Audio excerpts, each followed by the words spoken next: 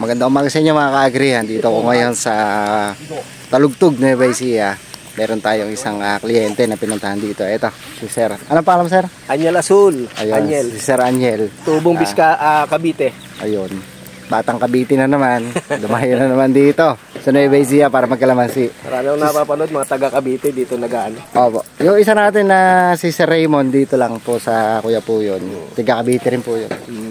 Ito, pinagpatulong siya sa atin. May tanim siyang kalamansian na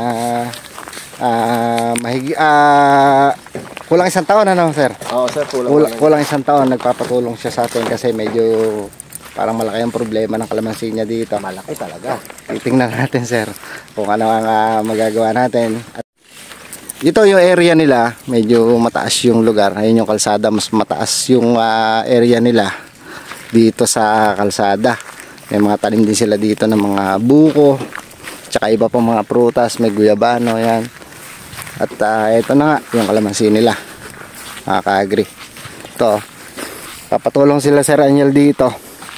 Ito yung status ng kalamansi nila. Medyo hindi maganda mga ka-agri. Kasi mag-iisang taon na to, pero wala pa hanggang tuhod dito.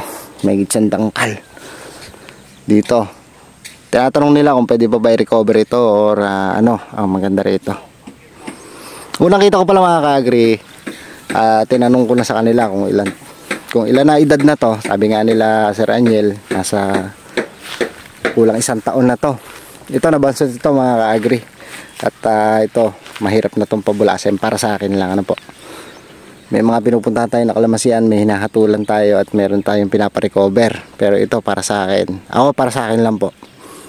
Base sa experience ko, pampalit na po ito. Itong kanilang kalamansi na to. Kung mapapansin nyo. Sir, padikit nga sa kalamansi mo. Ayan, no. Tingnan nyo po kung gaano ka, ano. Tingnan nyo. Anong size to nung tinanim mo, Sir? Yung seedlings na to? Parang ganyan din, Sir. Ganyan din, medium, ano? Ganyan din yun. Parang medium. Hindi nga nag-grow. Oo. Medyo nagkulang na alaga. Napabayaan to siguro ng mga tao mo, Sir, noon. Ano? Hindi marunong, walang experience. Oo, yun nga, isang ano eh. Yung walang experience, hula-hula. Basta naghukay, tinanim. Das dilig araw-araw. Dilig. Ano gamit mong pandilig, Sir? Tubig lang, Sir. Hose, ganun. Parang, hose. Ano, parang tabo-tabo lang. Tapos, garden hose na yung sunod. Ayun. Yun, medyo dun nakulangan sa ganun. At mukhang... Tapos, one time lang kami nag-abono. Sa kulang isang taon na one time lang. Oo. Ayun. Ka-agree. Yun, ganun po ang naging setup nila nitong mga nakaraang lumipas na buwan dito sa kalamansi na to. Kaya mapapansin ninyo. Talaga namang naninilaw mga ka-agree. Wala tayong magagawa na rito. Ito, para sa akin pampalit na to. Para, tapos balak daw nila dagdagan pa dun sa may padulo. Kabila ng drum na yon, dagdagan nila ng kalamansi ito. At kung magtanim nga daw sila, tayo na nga ang kukuning consultant nito para magabayan. Kasi ito, okay din po ito sa akin kasi malapit po ito sa mga kliyente ko dito sa Kuya po.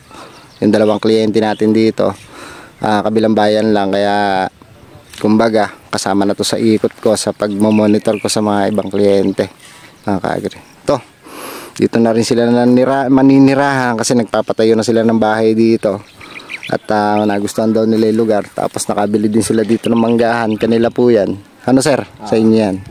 Yun mga ka-agri. At itong mangga nga nila medyo edad na at malalaki na.